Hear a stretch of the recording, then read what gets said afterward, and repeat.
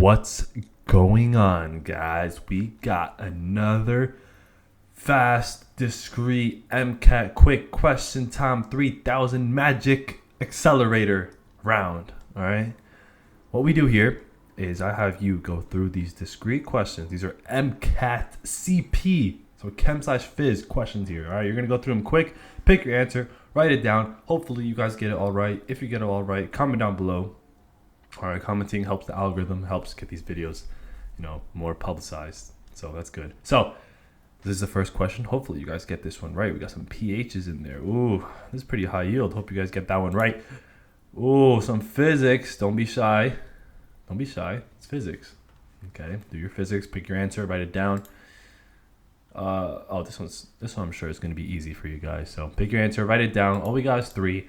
Let's see if you get them all right. Let's see if you can get it all wrong. Hopefully you can learn something and take something away from this video. Let us begin.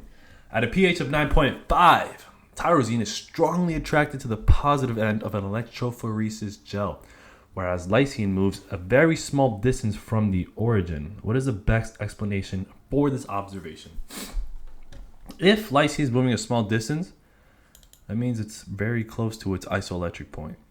If tyrosine is strongly attracted to the positive end, this means tyrosine is at a pH where it's negatively charged now. Okay? Let us keep going. A. The pH of lysine is greater than tyrosine because the ammonium side chain in lysine is more acidic. Okay, the wording of this and the definition that this is trying to say is wrong. Okay? If something was more acidic, it would have a pI that's low. So the pI of lysine should be lower than tyrosine because the ammonium side chain in lysine is more. This is just wrong. I don't even have to describe this, okay? If you want me to describe it, comment it down below. I'll be more than happy to, okay? But this takes a while to describe it, and I'm sure you guys know this is wrong. All right, B. At high pH, the R group in tyrosine is uncharged, whereas the R group in lysine is negatively charged. At a high pH, the R group in lysine would not be negatively charged. Okay? At a high pH, this NH3 plus will then be deprotonated to NH2, and NH2 is uncharged, not negatively charged. I'm sorry, the police siren distracted me. All right, so B is wrong. Here we got C here. The phenyl side chain in tyrosine is acidic, whereas the amino side chain in lysine is basic. I would not consider this acidic because the pKa is actually at a 10. I would not consider that acidic.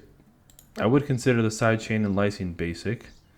But because it's negatively charged at a pH of 9.5, tyrosine, okay, at a pH of 9.5, this will be deprotonated. This would give us a negative charge, and this would be deprotonated, giving us a neutral charge. Negative plus neutral equals negative charge. All right. So that's not a good answer choice. I mean, it's the best answer so far, but I don't like this question, these answer choices, to be honest. C makes the most sense, but I don't like this question. All right. D, the oxygen in tyrosine side chain is more electronegative. No, we don't care about electronegativity. All right. Process elimination, the answer is C. I don't necessarily agree with this.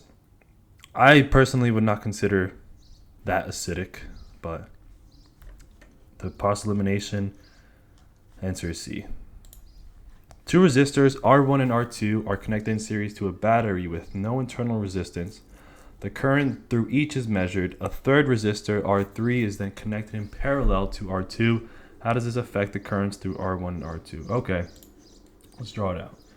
We have one resistor, another resistor, and then the battery, right? And the battery.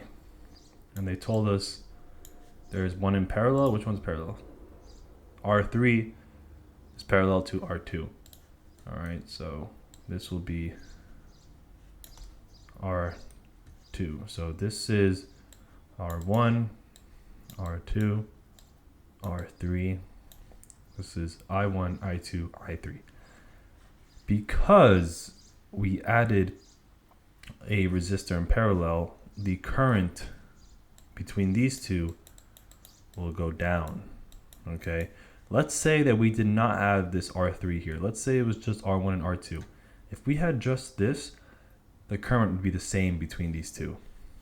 All right, the current would be constant. But because we have a parallel, the current is no longer constant. So R2 is going to have to decrease. All right, R2 is going to have to go down. Because R2 goes down, R1 is going to have to go up.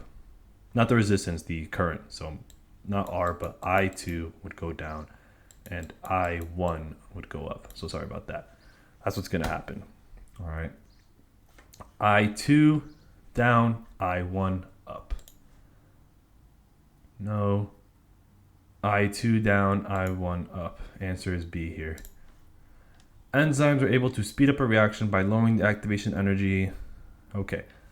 Does not matter if a reaction is endergonic or exergonic. An enzyme will never drive a reaction from endergonic to exergonic, and an enzyme will never drive a reaction from exergonic to endergonic.